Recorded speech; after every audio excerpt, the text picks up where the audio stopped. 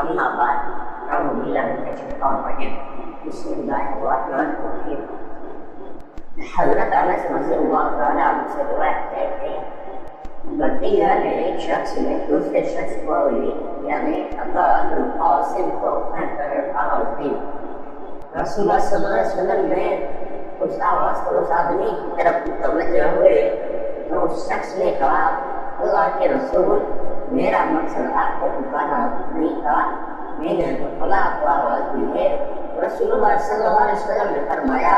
میرے نام پر نام رکھو اور میری کنیت پر اپنی کنیت رکھو۔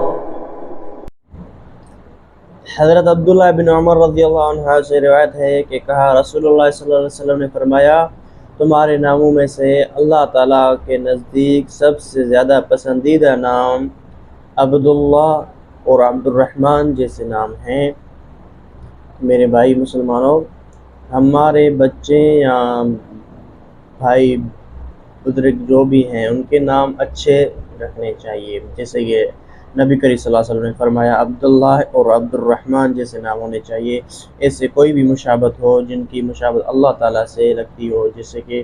عبد ضروری ہو اور اس کے بعد رحمان جیسے اللہ کا بندہ، عبداللہ اللہ کا بندہ، ایسا کوئی نام ہو، پاک نام ہو، تو انشاءاللہ ہم ایسے کام کریں گے تو مصیبتوں سے بچیں گے۔